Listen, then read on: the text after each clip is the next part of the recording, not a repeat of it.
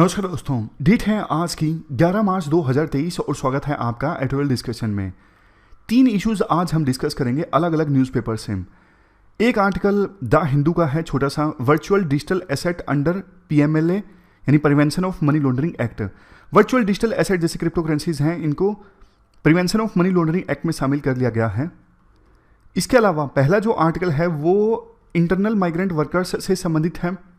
तमिलनाडु में इनके साथ मारपीट की खबरें हैं, तो ये हम डिस्कस करेंगे। क्या वो खबरें सही हैं, गलत है, उस पर हम नहीं जाएंगे। इंटरनल माइग्रेंट वर्कर्स के इश्यूज पे हम जाएंगे, डिटेल से इस आर्टिकल को डिस्कस करेंगे। नेक्स्ट आर्टिकल हम डिस्कस करेंगे जो वुमेन कोऑप्स होती हैं वो किन प्रॉब्लम्स का सामना करती हैं, मतलब वुमेन एम्पावरमेंट पे काफ़ी फोकस है।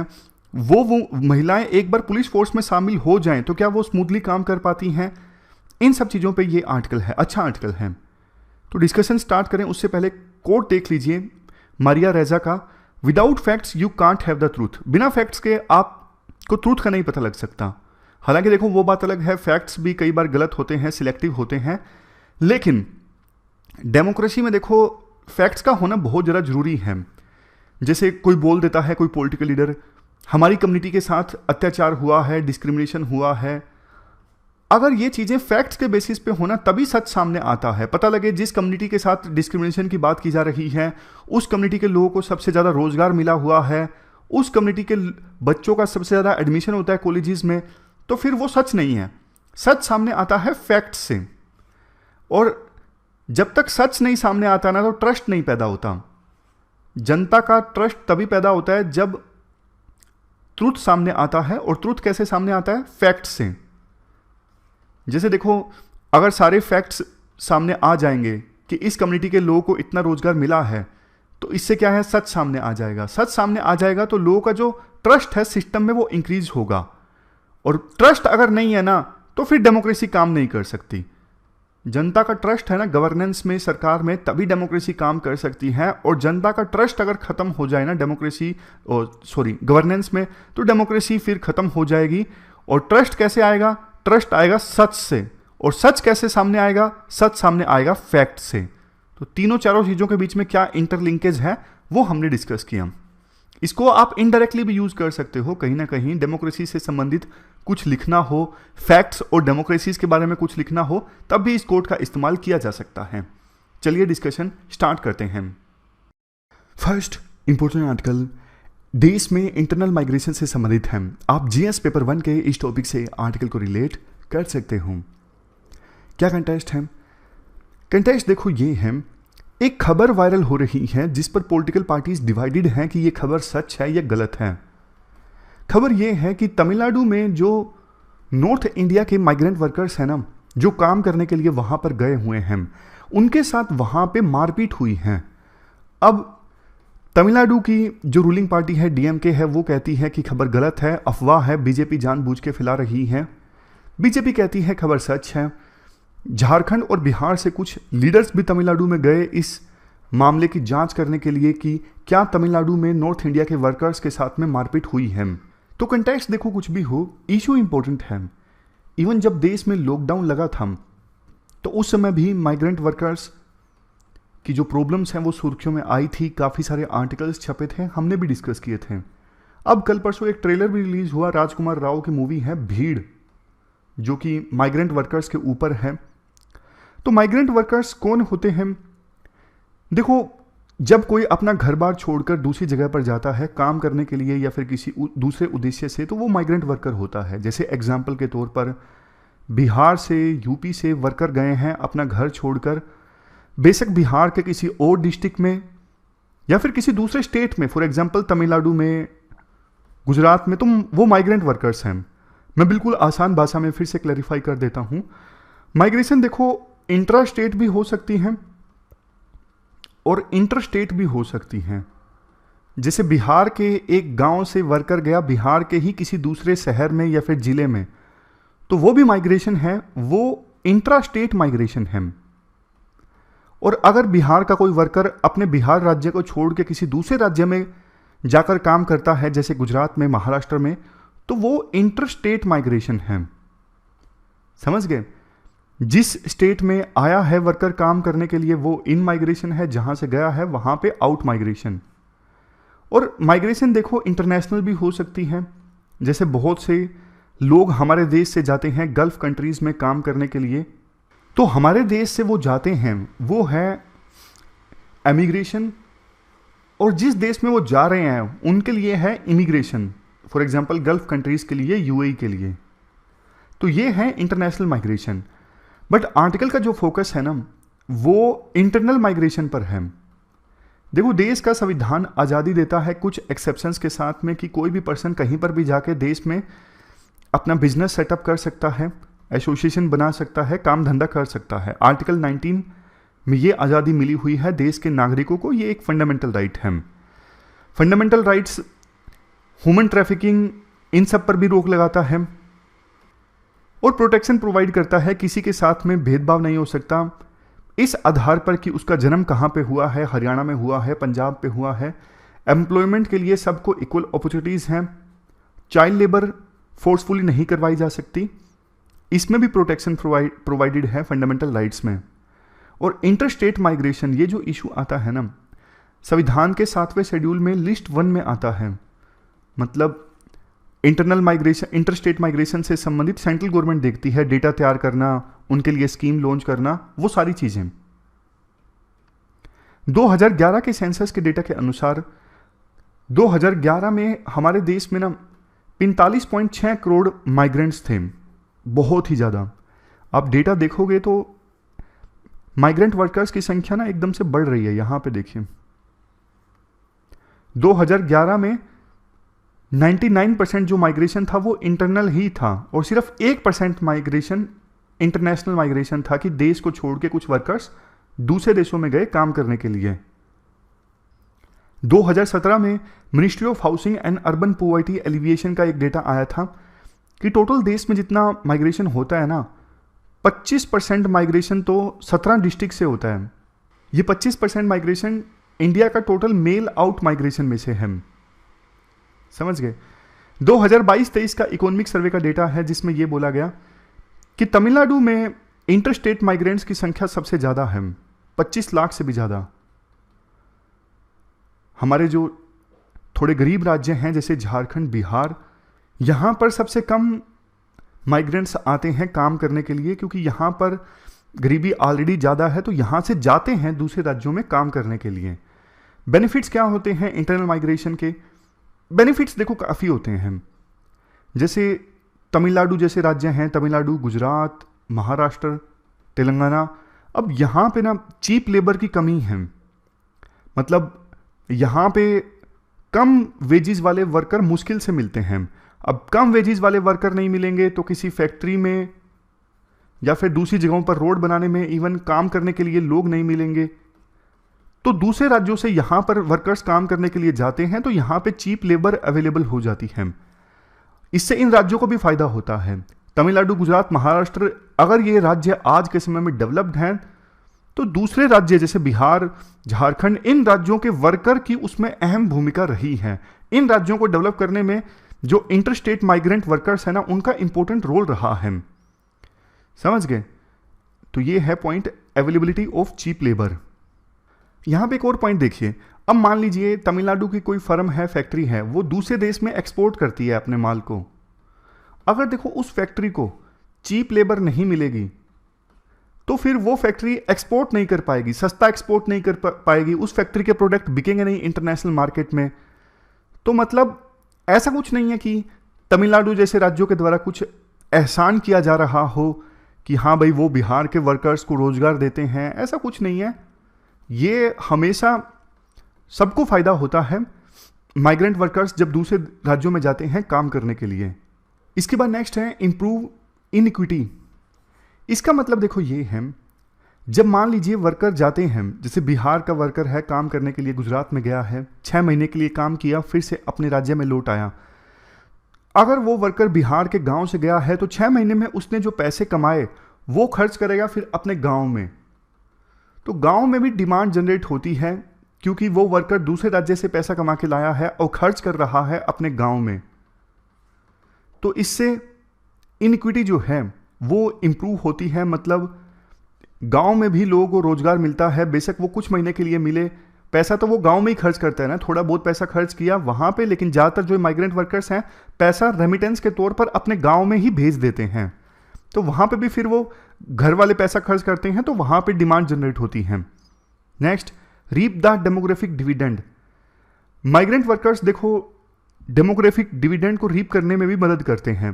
देखो कायदे से होना तो यह चाहिए कि देश में सेमी स्किल या फिर स्किल्ड जॉब ज़्यादा जनरेट होनी चाहिए, इससे इकोनॉमिक एक्टिविटीज़ में कंट्रीब्यूशन ज़्यादा रहता है। लेकिन जब तक हम स्किल प्रोवाइड नहीं कर पा रहे हैं तो इसका मतलब ये तो नहीं कि बिना स्किल वाले लोगों को रोज़गार ना मिले, उनको भी रोज़गार देना ज़रूरी है, अदरवाइज तो गरीबी बहुत ज़्यादा बढ़ जाएगी। तो माइग्रेशन से ना इन लोगों को रोज़गार मिल जाता है फिर, और हमारा जो डेमोग्राफिक डिविडेंड है उसको हम रीप कर पाते हैं। बेसिक इकोनॉमी में इनका कंट्रीब्यूशन रहता है, कम रहता है, लेकिन इनकी संख्या ज़्यादा है।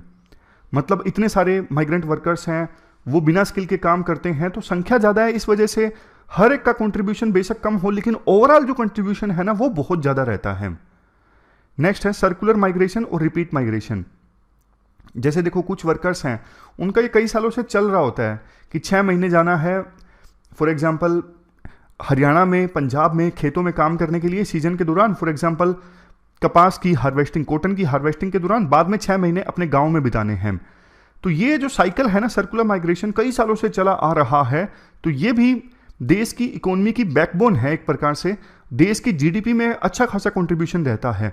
इससे पंजाब हरियाणा के जो खेत हैं, जो फार्म ओनर्स हैं, उनकी भी आसानी से फसलों की कटाई हो जाती है, हार्वेस्टिंग हो जाती है।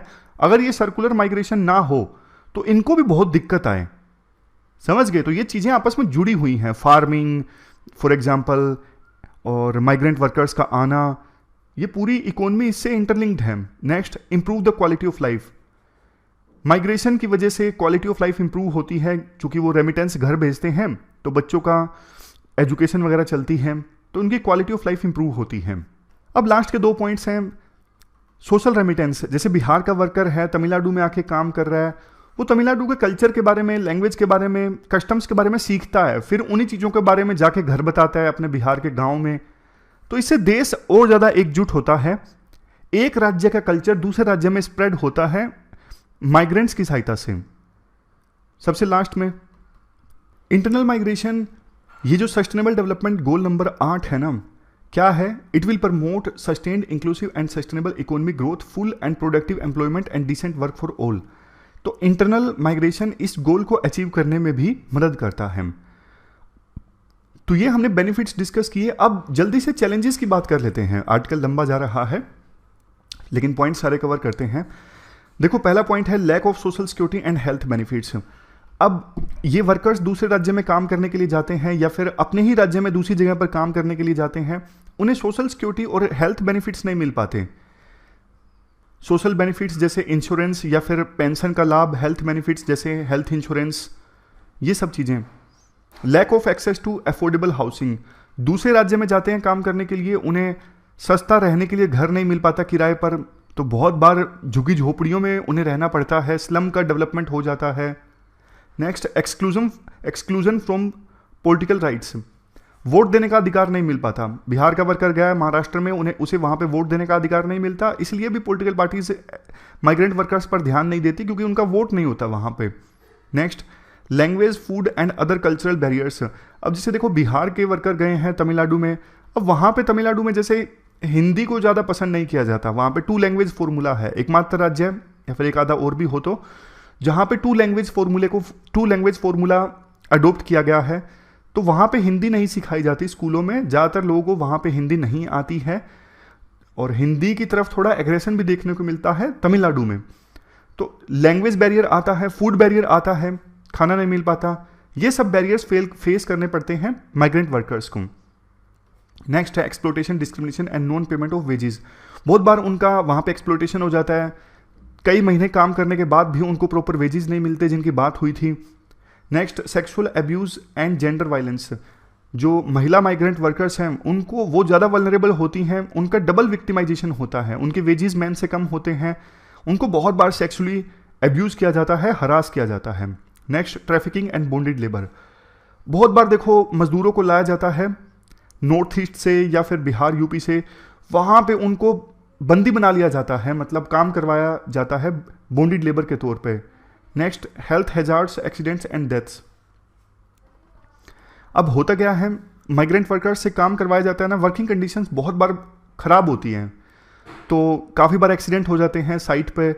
और अगर मान लीजिए कोई डिजास्टर आता है, जैसे फ्लड, भूकंप वगैरह, कुछ भी, भगवान ना करे कुछ भी आए, तो सबसे ज़्यादा जो वल्नरेबल सेक्शंस है ना, उसमें से एक है ये माइग्रेंट वर्कर्स। जैसे लॉकडाउन आया, एकदम से इनको भागना पड़ा।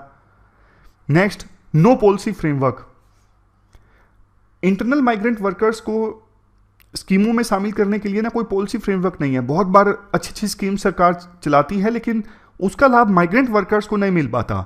जैसे नॉर्मल सी स्कीम है पीडीएस वाली। अब इस पे तो सरकार ने काम किया है कि वो राशन कहीं से भी ले ले, इवन जिस राज्य में वो माइग्रेट कर गए हैं, काम करने के लिए गए हैं, वहां पे भी राशन ले सकते हैं। मतलब ये राशन सिस्टम को, पीडीएस सिस्टम को सेंट्रलाइज अभी सरकार कर रही है। बट अदरवाइज बहुत सारी स्कीम्स का लाभ फिर मिल नहीं पाता वर्कर्स को, क्योंकि वो माइग्रेट कर गए हैं। नेक्स्ट है इनविजिबल वर्कर्स। देखो, माइग्रेंट वर्कर्स जो हैं वो देश में प्रोटेक्टिव लॉज के अंतर्गत नहीं आते हैं, क्योंकि इंडिया ने इंटरनेशनल लेबर ऑर्गेनाइजेशन की जो डोमेस्टिक वर्कर कन्वेंशन 2021 है, इसे साइन नहीं किया है। तो माइग्रेंट वर्कर्स का प्रोटेक्शन नहीं हो पाता। सरकार इन पे ज़्यादा फोकस करती नहीं है। बहुत क्रिटिसिज्म हुआ था सरकार का कि लॉकडाउन के दौरान भी ये सब कुछ हुआ, सरकार ने ज़्यादा फोकस नहीं किया माइग्रेंट वर्कर्स पे, उन पे ज़्यादा ध्यान नहीं दिया। वे फॉरवर्ड की बात आती है। Number 1, bring different sections together. आवश्यकता देखो ये है, ये सारे जो कंसर्न्स है हमने डिस्कस किए ना माइग्रेंट वर्कर्स से संबंधित, जैसे हाउसिंग दिक्कत है, हेल्थ प्रोटेक्शन, एजुकेशन का प्रोविजन, सोशल प्रोटेक्शन जैसे पेंशन, इंश्योरेंस, इन सबको एक साथ लेके चलने की आवश्यकता है। मतलब ये अलग अलग सेक्टर्स के जो कंसर्न हैं उनको एक साथ लेकर चलने की आवश्यकता है, ताकि माइग्रेंट वर्कर्स को एक कॉम्प्रीहेंसिव उनकी वेलफेयर का ख्याल रखा जा सके। नेक्स्ट है स्ट्रीमलाइनिंग रिक्रूटमेंट्स। अब कई बार देखो ऐसा होता है कि कुछ एजेंसी के थ्रू माइग्रेंट वर्कर्स को हायर किया जाता है और बाद में वो एजेंसी माइग्रेंट वर्कर्स को काफ़ी ख़राब कंडीशंस में काम करवाती है। तो रिक्रूटमेंट अगर इस प्रकार से फर्जी ढंग से होता है कि बॉन्डेड लेबर के तौर पे काम करवाया जाए या फिर ख़राब कंडीशंस में काम करवाया जाए, इसलिए इन एजेंसीज को और रिक्रूटमेंट को स्ट्रीमलाइन करने की आवश्यकता है। Next, introduce outreach methods. Migrant workers का डेटा होना चाहिए एक जगह पे, ताकि उनको कुछ इन्फॉर्म करने की आवश्यकता पड़े तो उनको इन्फॉर्म किया जा सके, उन तक कम्युनिकेशन हो सके। जैसे देखो आज के समय में हर एक चीज़ के ना व्हाट्सएप ग्रुप, टेलीग्राम ग्रुप बन जाते हैं, तो इनका भी डेटा एक जगह पे होना चाहिए, ताकि इनको कोई चीज़ सरकार कम्युनिकेट करना चाहती है तो आसानी से कम्युनिकेट कर सके। Next, separate management bodies for interstate migration. अब अलग से मैनेजमेंट बॉडीज होनी चाहिए इंटरस्टेट माइग्रेशन के लिए, जो माइग्रेशन से संबंधित डेटा इंप्रूव करवाएं। लास्ट में आर्टिकल खत्म होते होते कुछ और जनरल पॉइंट्स हैं, जैसे इंश्योरिंग फाइनेंशियल इंक्लूजन। जैसे बहुत बार ना माइग्रेंट वर्कर्स को पैसे भी नहीं भेजने आते, तो आपने दुकानदारों के बोर्ड देखे होंगे कि बिना कमीशन के पैसे भेजें, या फिर यहाँ से आप अपने गांव में पैसे भेज सकते हैं। तो वो लोग बोलने के लिए बिना कमीशन लिए भेजते हैं, बट पैसे बीच में कमीशन ले लेते हैं। तो माइग्रेंट वर्कर्स पैसा भेजने में भी अपने कुछ कमीशन खो देते हैं। अब धीरे धीरे देखो यूपीआई आ गई, ये सब चीज़ें आ गई, तो सिचुएशन चेंज हो रही है, लेकिन फिर भी उनका फाइनेंशियल इंक्लूजन अच्छे से होना चाहिए। यूनिवर्सल सोशल प्रोटेक्शन सिस्टम में उन्हें शामिल किया जाए, जहाँ पे जैसे बहुत सारी स्कीम्स नहीं होती, जैसे अटल पेंशन योजना, थोड़ा बहुत प्रीमियम देना पड़ता है, पेंशन मिल जाती है या फिर इंश्योरेंस हो जाता है। तो इस प्रकार का यूनिवर्सल सोशल प्रोटेक्शन सिस्टम में उनका इंक्लूजन होना चाहिए।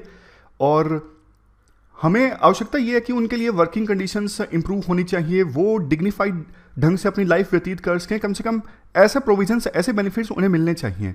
तो ये पूरा आर्टिकल हमने डिस्कस किया माइग्रेंट वर्कर्स से संबंधित। अब अगला जो आर्टिकल है आज का, वुमेन कोप्स से संबंधित है। आप जीएस पेपर 1 के इस टॉपिक से आर्टिकल को रिलेट कर सकते हो। जैसे देखो, इंडिया में अब ना धीरे धीरे जेंडर एम्पावरमेंट हो रहा है। धीरे धीरे विभिन्न राज्यों की पुलिस में भी महिलाओं की जो संख्या है वो इंक्रीज होती जा रही है। जैसे मध्य प्रदेश में महिलाओं को 33% आरक्षण मिला है पुलिस फोर्स में। महाराष्ट्र में भी पुलिस में वुमेन की जो संख्या है बढ़ती जा रही है। देखो, वैसे 8 मार्च को अपना जो दूसरा चैनल है ना, सुमित रेवरी वाला, इस पे भी एक वीडियो डाली थी, फीमेल सिविल सर्विसेज के एस्पायरेंट्स किस प्रकार से स्ट्रगल फेस करती हैं। तो उससे संबंधित एक वीडियो है, जो वुमेन डे था उस मौके पर ये वीडियो डाला था। अगर आपने नहीं देखा तो ये वीडियो भी आप देख सकते हो। तो बात ये है इस आर्टिकल में बोला गया है महिलाएं देखो पुलिस फोर्स में शामिल तो हो जाती हैं, बट उनकी ना प्रॉपर ढंग से ट्रेनिंग नहीं होती। उन्हें ज़्यादातर मामले दिए जाते हैं वुमेन के अगेंस्ट क्राइम के और पोक्सो एक्ट वाले, बच्चों का जो सेक्सुअल हरासमेंट होता है, तो इनसे संबंधित मामले उन्हें दिए जाते हैं। बट देखो ये इन मामलों में उनके पास प्रॉपर ज़बरदस्त ट्रेनिंग नहीं होती, और बहुत बार जो कानून की नॉलेज है वो भी कम होती है। इसके लिए बाद में राइटर सजेशन भी देते हैं कि लोकल जो लॉ कॉलेजेस हैं या फिर यूनिवर्सिटीज़ हैं उनके थ्रू टाइमली जो वुमेन कोप्स हैं उनकी ट्रेनिंग हो सकती है। और बहुत बार ना ऐसा हो जाता है कि महिलाएं जब शामिल हो जाती हैं पुलिस फोर्स में, तो उसके बाद जो मेल पुलिसमैन हैं उनका जो रवैया है फीमेल कोप्स के प्रति वो सही नहीं होता। प्रेगनेंसी, मैटरनिटी लीव, इन चीज़ों के अगेंस्ट काफ़ी हॉस्टिलिटी देखने को मिलती है कि आप छुट्टी पे जा रहे हो, मतलब ऐसा रिएक्शन दिया जाता है, या फिर हेजिटेंसी देखने को मिलती है छुट्टी देने में। तो पुलिस फोर्स महिलाओं के लिए आसान नहीं रहती ऐसी सिचुएशन में। देखो राइटर कहते हैं कि पॉलिसी से सारी सिचुएशन इंप्रूव नहीं होगी। फील्ड लेवल की जो लीडरशिप है, लोकल लेवल पे जो मेल पुलिसमैन हैं, एसएचओ हैं, उन सबको समझना होगा। लोकल लेवल पे जो महिला कोप्स हैं उनकी प्रॉपर ट्रेनिंग होनी चाहिए कम्युनिकेशन स्किल में भी, और नेगोशिएशन स्किल भी उनको दी जानी चाहिए, ताकि लोकल लेवल पे वो दूसरे लोगों से डील करें तो कैसे डील करनी है, कैसे नेगोशिएशन करनी है, कैसे कम्युनिकेट करना है। ये सब चीज़ें, ये सब स्किल जब वुमेन कोप्स को दी जाएंगी ना, तो वो कभी प्रॉब्लम नहीं फेस करेगी। वो भी बाकी सभी केसेस में, अभी जैसे मैंने आपको बताया, ज़्यादातर केसेस ना यही दिए जाते हैं महिलाओं के अगेंस्ट क्राइम के या फिर पोक्सो से संबंधित। दूसरे डोमेन्स में महिलाओं को कम यूज़ किया जाता है सॉरी। जबकि देखो होना ये चाहिए कि महिलाएं सभी केसेस हैंडल करें, चाहे वो लैंड ऑर्डर का केस है, कोई क्राइम की इन्वेस्टिगेशन से संबंधित नॉर्मल केस है, सारे केसेस महिलाओं को मिलने चाहिए। राइटर सजेस्ट करते हैं कि वुमेन ऑफिसर्स जो हैं वो काम कर सकती हैं time management skills, financial literacy, networking, ताकि वो अपनी प्रोफेशनल और पर्सनल रिस्पॉन्सिबिलिटीज़ को एक साथ एड्रेस कर सकें। और ये जो पॉइंट मैंने आपको बताया, लोकल जो लॉ कॉलेजेस हैं या फिर यूनिवर्सिटीज़ हैं उनको अप्रोच किया जा सकता है, ताकि लेटेस्ट जो अमेंडमेंट्स हैं कानून के, या फिर लेटेस्ट कुछ प्रोविजंस आए हैं, लेटेस्ट कुछ कानून आए हैं, उनके बारे में local law college, universities help कर सकें महिला कोप्स की, इनके बारे में अवेयर करवाने में। इसके बाद नेक्स्ट सजेशन ये आता है कि जो मैन है ना पुलिस स्टेशंस में, उनको सेंसिटाइज करने की आवश्यकता है, उनको थोड़ा संवेदनशील बनाने की आवश्यकता है कि आप अपने फीमेल कोलीग्स के प्रति ना रिस्पॉन्सिबल रहिए, प्रोफेशनल रहिए। एक कंसेप्ट है जैसे ऑल इंडिया पुलिस स्टेशन का, ऑल वुमेन पुलिस स्टेशन का, ऐसे पुलिस स्टेशन जिसमें सभी महिलाएं होती हैं। अब वैसे कायदे से ये पुलिस स्टेशन इसलिए बनाए गए हैं कि महिलाएं सेफ महसूस करें पुलिस स्टेशन जाने में। बट दिक्कत पता क्या है, कोई ज़रूरी नहीं कि अगर सारी महिलाएं होंगी तो उनका व्यवहार महिलाओं के साथ निश्चित तौर पर सही रहेगा। इवन मैन भी कंपैशनेट होते हैं, मैन के पास भी एम्पैथी होती है। तो ना जब ये ऑल वुमेन पुलिस स्टेशन का कंसेप्ट है ना, अब ये हर जगह तो होता नहीं, बहुत बार शहर में बहुत दूर होते हैं। अब police station, general police station तो बिल्कुल थोड़े थोड़े डिस्टेंस पे होते हैं, लेकिन वुमेन पुलिस स्टेशन हर जगह नहीं होते, तो महिलाओं को बहुत दूर जाना पड़ता है वुमेन पुलिस स्टेशन में अपनी कंप्लेंट रजिस्टर करवाने के लिए। तो होना तो ये चाहिए कि ओवरऑल ही पुलिस स्टेशन उतने ही संवेदनशील हो हर, और समाज में जो जेंडर रेशियो है ना वो पुलिस स्टेशन में भी रिफ्लेक्ट हो। मतलब जैसे अब महिलाओं की संख्या तो ऑलमोस्ट 50% है, लेकिन पुलिस स्टेशन में उतनी महिलाएं नहीं देखने को मिलती। धीरे धीरे सिचुएशन इंप्रूव हो रही है, लेकिन हर पुलिस स्टेशन में ओवरऑल भी महिलाओं की संख्या उतनी होनी चाहिए जितनी पॉपुलेशन है। अब नेक्स्ट पॉइंट ये आता है कि उनकी कैपेबिलिटीज़ का पूरा यूज़ किया जाए, हर प्रकार के केस महिलाओं को दिए जाएं जो महिला कोप्स हैं, और वहाँ पे महिलाओं के लिए रेस्ट रूम होने चाहिए, पुलिस स्टेशंस में चेंजिंग रूम होने चाहिए, बच्चे जो वुमेन कोप्स हैं उनके बच्चे ठीक से पढ़ के उनका ख्याल रखा जाए, इसलिए वहाँ पे क्रैचेस भी होने चाहिए, और मेंस्ट्रुएशन, चाइल्ड बियरिंग स्टेजेस, ये सब नॉर्मल हैं। तो इनके प्रति जो मेल कोप्स हैं उनको संवेदनशील बनाने की आवश्यकता है कि आप अलग से मत डील करो महिलाओं को इन चीज़ों के कारण। और वुमेन करियर में इनका क्या रोल है वो टोटली एक्सेप्टेबल होनी चाहिए कि मेंस्ट्रुएशन बिल्कुल नॉर्मल है, चाइल्ड बियरिंग बिल्कुल नॉर्मल है, तो इनको एक्सेप्ट किया जाए डेली ड्यूटी में भी। तो ये पूरा आर्टिकल हमने डिस्कस किया फीमेल कोप्स से संबंधित। अब चलते हैं आगे। अब इसके बाद एक छोटा सा आर्टिकल है मनी लॉन्ड्रिंग से संबंधित। आप जीएस पेपर 3 के इस टॉपिक से आर्टिकल को रिलेट कर सकते हो। 7 मार्च को ना फाइनेंस मिनिस्ट्री के द्वारा एक नोटिफिकेशन जारी किया गया जिसमें यह बोला गया जो ये वर्चुअल डिजिटल एसेट है ना, जैसे क्रिप्टो करेंसीज हैं फॉर एग्जांपल, ये अब prevention of money laundering act के अंतर्गत आएंगी। अब देखो, राइटर कहते हैं कि बहुत पहले ये प्रोविजन आ जाना चाहिए था, काफ़ी लेट सरकार ये प्रोविजन लेके आई है।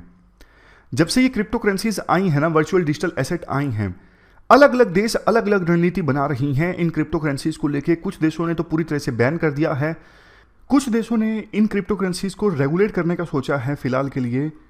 हमारे देश में भी सरकार ने इन पर टैक्स लगाया है काफ़ी ज़्यादा, 30% क्रिप्टो करेंसीज के इनकम पर, और अब इनको मनी लॉन्ड्रिंग के एक्ट में शामिल किया गया है। तो कुछ लोग ये बोल रहे हैं कि सरकार इन्हें रेगुलेट करना चाहती है, पूरी तरह से बैन नहीं कर रही है, इसी वजह से सरकार टैक्स लगा रही है, मनी लॉन्ड्रिंग एक्ट में इनको शामिल किया है ताकि करेंसीज से जो प्रॉफिट होता है उसके मिसयूज को रोका जा सके। हमारे देश में देखो highest number of crypto owners हैं, संख्या है 10.07 करोड़। सेकंड नंबर पे है यूएस, और यूएस में जितने क्रिप्टो करेंसीज के ओनर्स हैं ना, उससे 3 गुना ज़्यादा इंडिया में हैं। इंडिया में स्पेकुलेशन काफ़ी होता है क्रिप्टो करेंसीज पर। स्पेकुलेशन मतलब जैसे बैटिंग नहीं होती, खरीद लिया बेच लिया। इन्वेस्टमेंट के लिए जब लोग इन्वेस्ट करते हैं ना, तो लंबे समय के लिए इन्वेस्ट करते हैं। स्पेकुलेशन में क्या होता है, टोटली ऊपर नीचे जाता है, बस ट्रेड होता है एक प्रकार से। जैसे ही डाउन हुआ खरीद लिया, फिर ऊपर रेट गए बेच दिया, इस प्रकार से स्पेकुलेशन चलता है, कोई लॉजिक नहीं होता। बहुत सारे ये क्रिप्टो करेंसीज के एक्सचेंज हमारे देश में आ चुके हैं, और बहुत ज़्यादा ये वर्चुअल एसेट जो है वो अनरेगुलेटेड है। सरकार इनको रेगुलेट नहीं कर पा रही है जैसे सरकार सोच रही है। तो अब धीरे धीरे सरकार रिएक्टिव होकर कानून लाती है, जैसे पहले टैक्स लगा दिया, अब मनी लॉन्ड्रिंग एक्ट में इनको शामिल किया गया है। कायदे से होना ये चाहिए कि सरकार प्रोएक्टिव होकर काम करे। पता है कि ऐसी सिचुएशन आ सकती है, तो पहले से ही कानून तैयार हो इन चीज़ों को, मिसयूज को रोकने के लिए। वैसे देखो, जो ये international inter governmental financial action task force है ना, FATF, ये एक global money laundering and terrorist financing watchdog है। मतलब जैसे पाकिस्तान को इस ऑर्गेनाइजेशन ने ग्रे लिस्ट में डाला था क्योंकि पाकिस्तान टेररिज्म को प्रमोट करता है। तो देखती है ये ऑर्गेनाइजेशन कहीं पे टेररिज्म की फाइनेंसिंग तो नहीं हो रही है, मनी लॉन्ड्रिंग तो नहीं हो रही है। उन सब चीज़ों को सुपरवाइज करने के लिए जो बॉडी है ना, ये कंटिन्यूसली बोल रही है कि वर्चुअल डिजिटल एसेट्स में पोटेंशियल है, यानी क्रिप्टो करेंसीज में पोटेंशियल है, इनका क्रिमिनल्स मिसयूज कर सकते हैं, क्योंकि पता नहीं लगता किसके पास क्रिप्टो करेंसीज हैं, कितना पैसा है क्रिप्टो करेंसीज में, नाम नहीं पता लगता। इस वजह से टेररिस्ट इन करेंसीज को यूज करते हैं अपने नेटवर्क को स्प्रेड करने के लिए, अपनी एक्टिविटीज को कैरी आउट करने के लिए। बट देखो, अभी भी ज्यादातर देशों ने ना इन क्रिप्टो करेंसीज के ऊपर कोई कॉन्क्रीट एक्शन लिया नहीं है, और इंडिया ने अब इनको prevention of money laundering act में शामिल किया है, इनके ट्रेड्स को। बट ये भी नाकाफी है, और बेहतर कुछ सरकार को करना होगा इन क्रिप्टो करेंसीज को बेहतर ढंग से रेगुलेट करने के लिए। तो ये पूरा आर्टिकल हमने डिस्कस किया। ये थी हमारी आज की डिस्कशन। आज हमने 3 इश्यूज को डिटेल से डिस्कस किया। सबसे पहले हमने डिस्कस किया इंटरनल माइग्रेंट वर्कर्स, दूसरे नंबर पे हमने डिस्कस किया इशू वुमेन कोप्स, और तीसरे नंबर पे क्रिप्टो करेंसीज को अब prevention of money laundering act में शामिल किया गया है। तो आज की डिस्कशन में इतना ही है। Thank you very much for discussion.